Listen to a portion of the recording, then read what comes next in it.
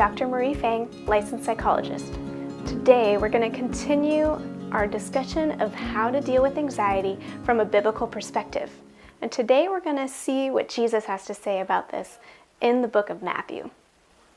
In Matthew 6, verses 25 through 27, Jesus says, "Therefore I tell you, do not worry about your life, what you will eat or drink, or about your body, what you will wear. Is not life more than food, and the body more than clothes? Look at the birds of the air.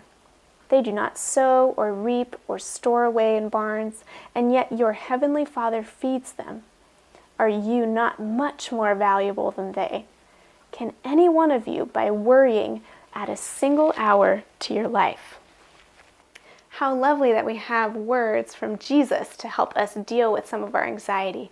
And this passage is wonderful because it actually keeps going if you keep reading in chapter 6, which I encourage you to do.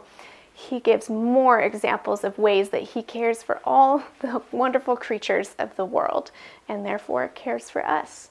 So there's something very comforting about this verse all on its own.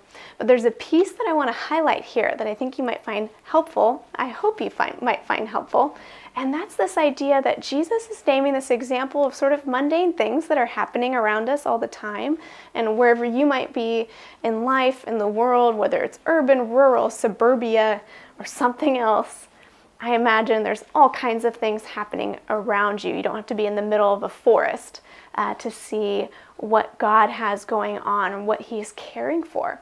And I think there's something about this idea of being able to notice what's happening around us. And I know it sounds a bit silly maybe because obviously we know what's happening around us. We can see things going on and all of that.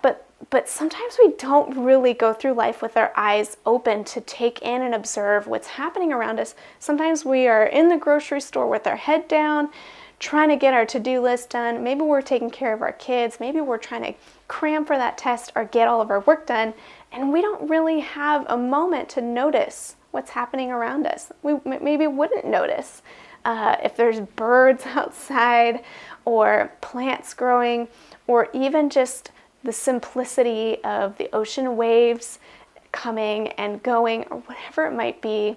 If we're too distracted, we may not notice it, and then in the moment of anxiety, it may be much harder to retrieve some of those reassurances.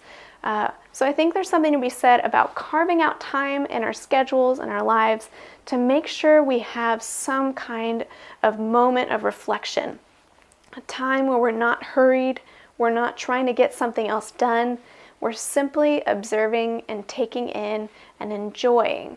And I think the effects of that will be twofold. One is that hopefully then it'll be much easier when you're feeling anxious to retrieve that memory and find it soothing and calming. That yes, Jesus cares for you just like he's cared for all of these things you've observed.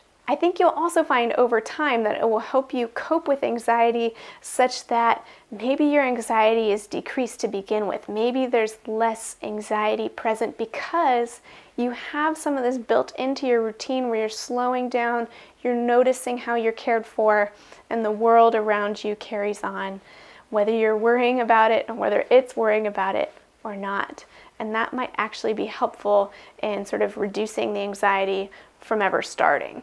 So there could be a double whammy benefit to this. But I encourage you to reflect on your life, and if you find yourself so hurried or not able to slow down, it may really be important to carve out in a disciplined way some space in your day-to-day to notice, whether it be stepping out for a quick lunch break in your workday, or it's making sure you get your kids in the stroller and going on a 5-minute walk, even if it's freezing cold, or whatever it might be, that can just help you sit and observe, or you don't have to be sitting, but sit in your soul, rest and observe and take in and notice how God is caring for everything. And it's a lovely thing to take in and to hold and cherish as you go about the rest of your life. So I hope you found some of these thoughts helpful as you go about your day today and your week and your year and beyond. And again, I'm Dr. Marie Fang, and I hope you have a lovely day.